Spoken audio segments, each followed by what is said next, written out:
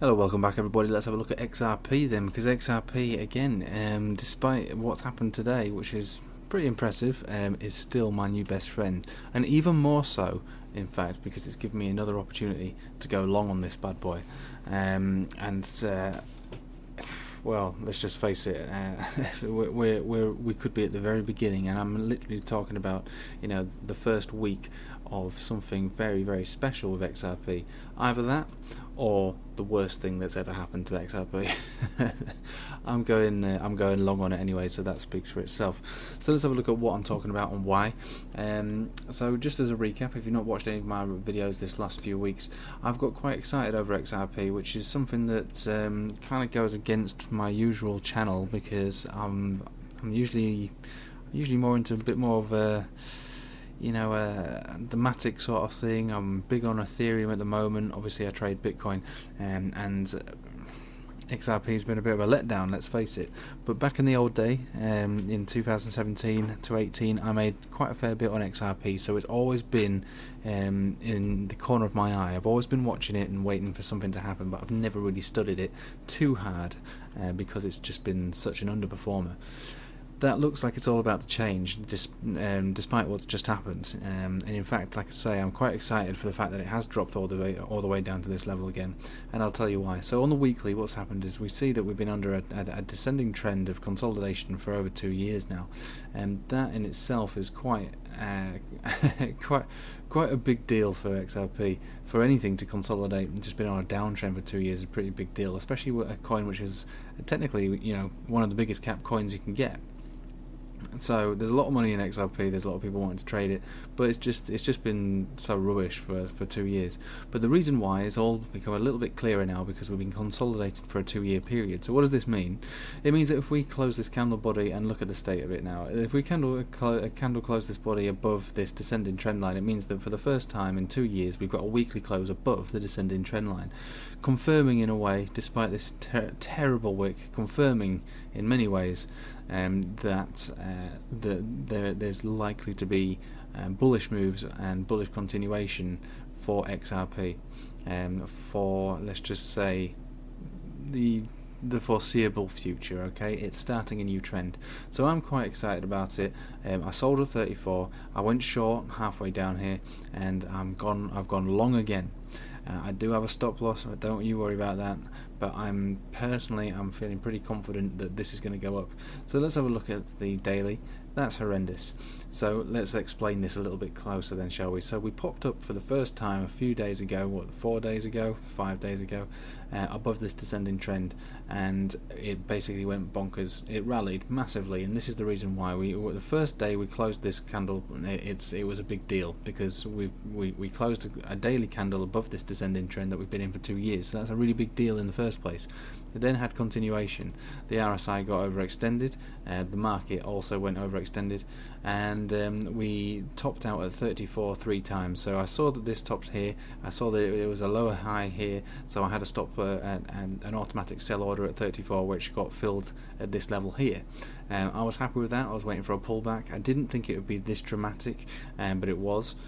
So earlier on today I took a bit of a short on it and closed it, but I've now gone long again, because what I've saw is this trend line that I've got in here is very rough and rugged, and it's not to the penny accurate, or should I say to the micro penny accurate, which is what you've got to be on these things. But it's generally speaking, this is what we're looking at. It's a 2-year descending trend. Let's face it, you're never going to get it spot on, but it looks as though it's trying to respect this descending trend and turn it into some form of support.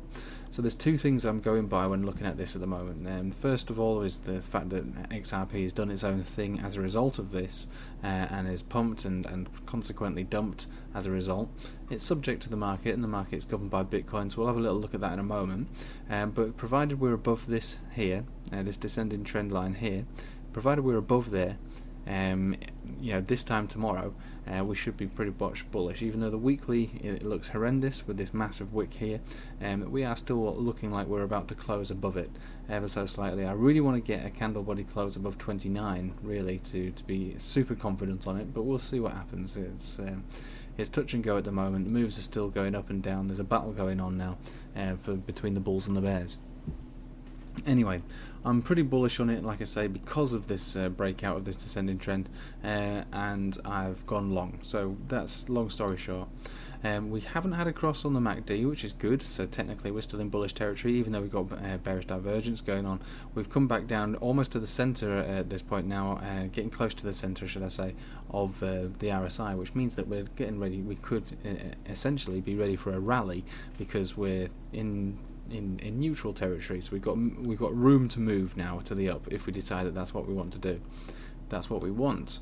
Ideally, what I'd like to see is a trickle up and go sideways, allowing that RSI to reset a little bit more. We don't have a golden cross or anything on the daily, and we don't have those sort of things, but on the weekly what we've got incoming, and possibly by tomorrow, we'll have to wait and see, is that a conversion baseline cross on the weekly, on the Itchy Cloud cross, is what that basically is, would suggest that we're going to have continuation from this move up for, you know, a relatively decent period of time. I would expect this to continue for several weeks, months, as a result of that cross. So let's move this over to Bitcoin, because Bitcoin's governing a lot of this downtrend, obviously, because everything's downtrended with Bitcoin, and Bitcoin, you know, has basically made everything move today. I mean, everything's been moving up. Bitcoin's gone sideways, and Bitcoin's now gone down, so alts have been hit hard because they were the ones that were the most overextended. Bitcoin hasn't been overextended. In fact, let's have a look at the RSI on Bitcoin. It's quite nicely down here. It's a little bit more gentle. We do have a negative cross on the MACD, which means that there could be more move to the down. But what I've got here is I've got an upwards trending pitchfork, which has been respected for the last month. So we've come all the way towards the top, we've come and hit the top here, and we've come all the way down to the bottom of it. So we've come up to the centre, the upper centre level here, and we came down to the middle centre.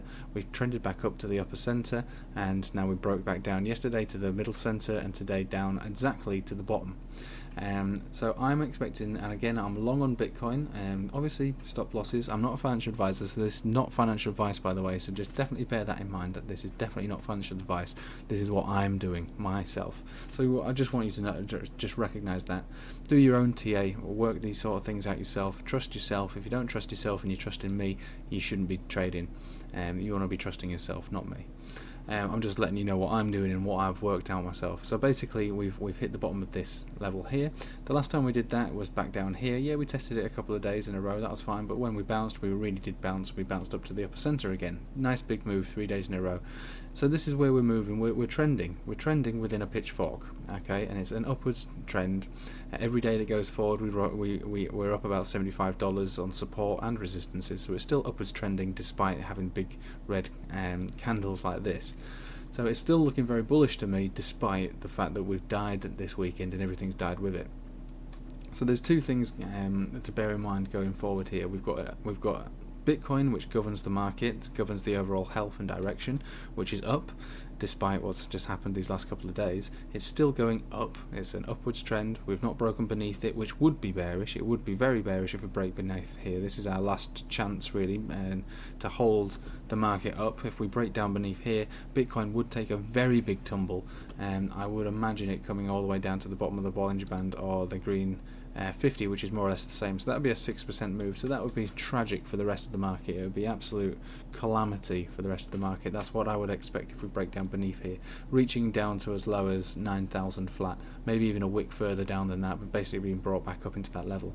But that's not happened yet. That's a possibility, but it's not happened yet. And if that happens, then it obviously, this pitchfork is spent. It's not worth using anymore. The trend at the moment is still sticking within here, and I'm enjoying it at the moment as a nice trading range. And I still think it's got a bit further to go.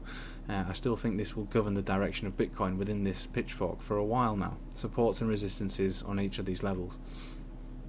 But bear in mind, if we did break down, the whole thing's irrelevant now, and it's been a good party. I've enjoyed using it, but all the good things come to an end, and that would be the end of it.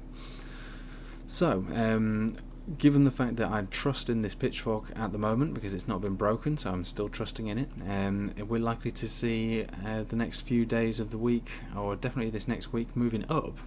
It's not likely to move down any further. I do expect it to move up from the price action that we are at right now. So this time tomorrow, and certainly into next week we'll be reaching up towards 10,000 again. I would first expect to see a rally up to where these candle bodies all sort of hovered around. So forget the wicks, we're talking about the candle bodies.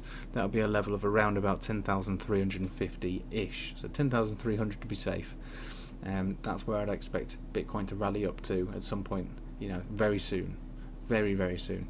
So given that that's likely to rally, let's just measure that move out, shall we, from where we are, exactly where we are right now. So there we're looking at a 6% to the move up. So that's either a 6 to the move up or a 6 to the move down. So you can see we're right in the middle of that price action, but the odds are in the favour of the bulls at this point because we've hit this bottom of the pitchfork.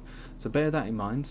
Everything's looking like it should at this point go up, despite the fact that we've had a cross on the MACD.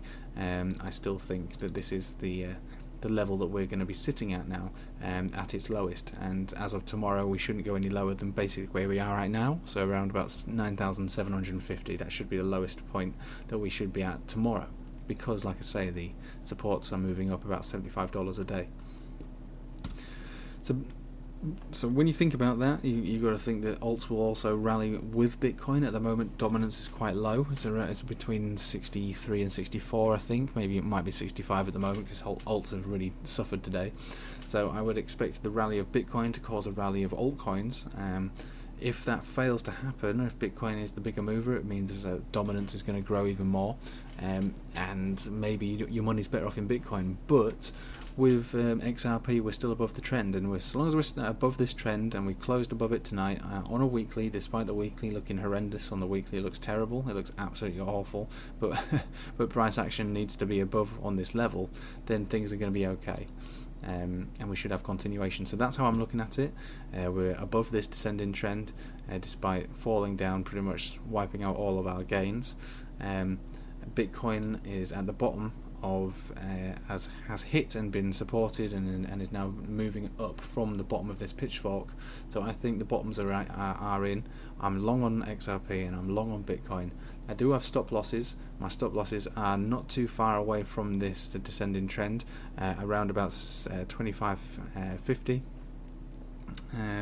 which would allow this to come down to test the 200 EMA, which should also be a support at this level. That's often a support for anything that comes down to test it. Also a resistance, you can see, but generally it should also become a support. So that's my situation with XRP, and this is my situation with Bitcoin. So let's just see how this plays out over the next week. And obviously if the pitchfork breaks down, then all of this should probably break down and become completely irrelevant. But I've been trading this pitchfork now for a couple of weeks and it's worked out very well. This is a nice entry point from what I can see, and obviously if it breaks down from here, I don't need to worry about it too much because it's a low risk trade. And by that what I mean is that there's likely to be more move up to the move down. The likelihood is that it will move up, it's less likely to move down. And so my stop loss is around about 9,400 or 9,450. I can't remember exactly, but it's around about that level, and that is the reason why. So that's what I'm doing. That's what I'm trading. That's my situation with XRP and with Bitcoin, and the reasons why. So let's just see how this next week plays out, but I expect that we're going to have some significant bounces and gains to be made over this next week. And if this next week comes back up to at least the previous week's candle bodies, then I think we're going to have continuation across the board with XRP and with Bitcoin. So thanks for watching. I hope you have a nice evening, and let's look forward to this next week and hope that we see a lot more green candles. Anyway, take it easy. Thanks for watching.